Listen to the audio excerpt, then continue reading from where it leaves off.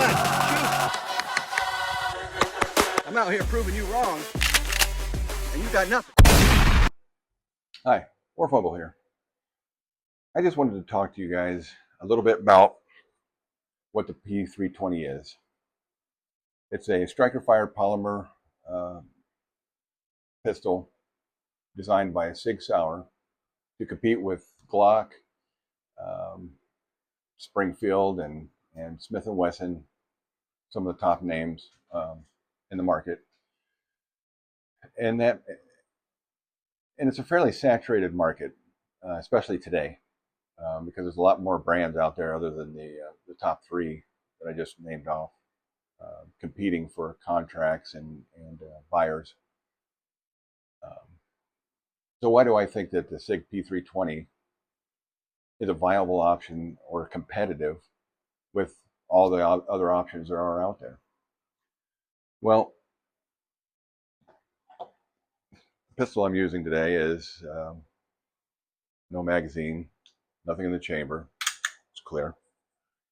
It's a P320 compact, which means it has a 3.9-inch barrel and a 15-round mag, about the size of a Glock 19. So it's a good kind of a do-all size, or at least historically has been. The Glock 19, probably one of the best-selling pistols of all time. This one has a pretty good trigger. You want to look right there. And then the reset is pretty much nothing. You're talking about pretty much a single action trigger.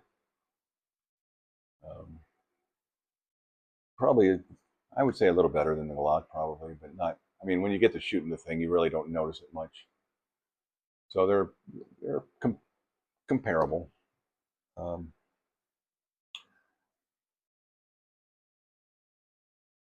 This is a reliable, durable, and accurate firearm. It has a great aftermarket. I would say it rivals Glock's aftermarket. Glock is probably a little better, but I think that it hit the market and it was like a wildfire. I mean, it had this innovative design where you can take the chassis out of the grip module and switch grip modules. It could be whatever size, subcompact, full size. You could switch the slides for a competition slide if you wanted, or you could get one with an optic ready. Originally, they didn't have optic ready, but over the years, they have developed that. So it had some modularity. The thing that I liked about it was that if you damaged some part of it, you could replace it without having to replace the whole gun. I thought a lot of the other stuff was a little gimmicky, but I do like that aspect of it because I have damaged guns before. And it's relatively simple. You just remove the slide, you lock the slide back. You don't even have to pull the trigger. You turn the slide release there. You turn that down, the breakdown lever. Slide comes right off. And in order to get the inside out, the chassis out, you just wiggle this takedown lever around.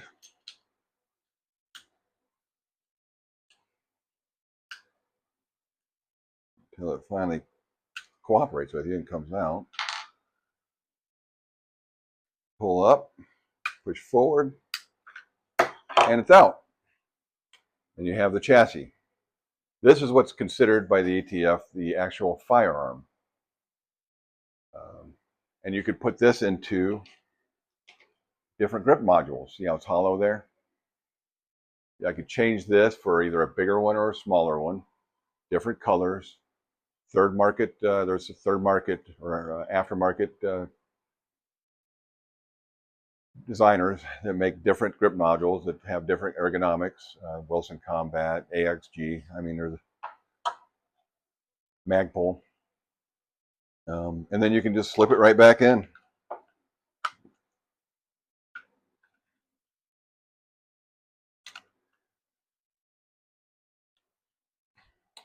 You just slip the chassis back in.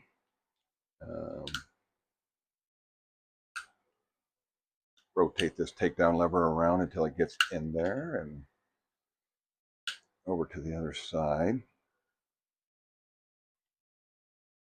And hopefully, because this always goes easier off camera, but hopefully I can get it. Lock the slide back, put the takedown lever back, and then you're back up and running. Do a little quick function check, and you're good. So that's relatively easy.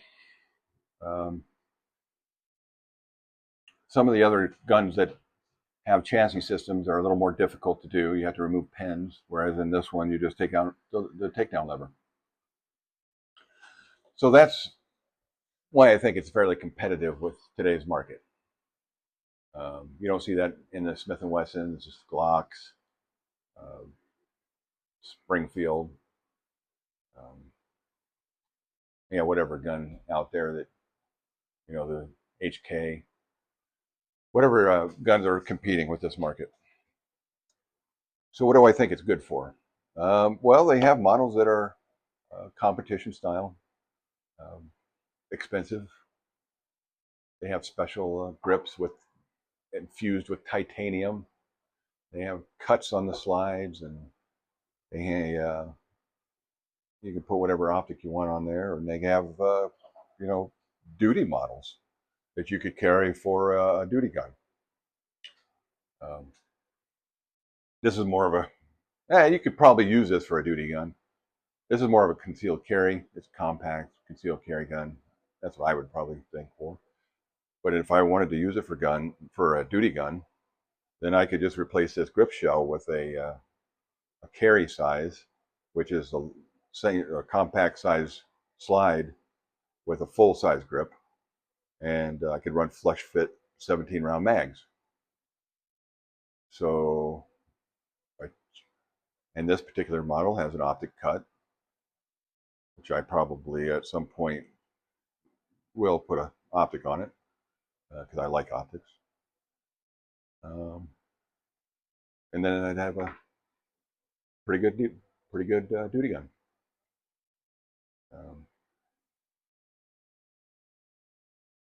That's why I think it's competitive. That's why I think it competes with today's market.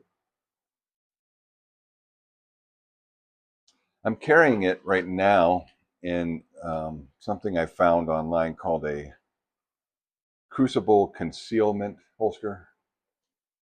It ain't bad. It ain't what I like, because the one I like, which is crossbreed holsters, they don't offer it in the configuration that I have here, which is I find super annoying. So if Crossbreed ever sees this video, please make it with the TLR7 inside the waistband. I'd be grateful. So what I'm wondering is, this is what I'm carrying right now. What do you guys carry? Anybody out there carrying SIGs or Glocks, or what do you guys, just put in the comments section what EDC guns you guys prefer, or what you're carrying now, or you change it up during the different seasons. Some people like carrying a bigger gun because they can wear a jacket during the winter, and then smaller guns in the summer because they wear tighter clothes or shorts or what have you. So that's all I have for now. Thanks for your time.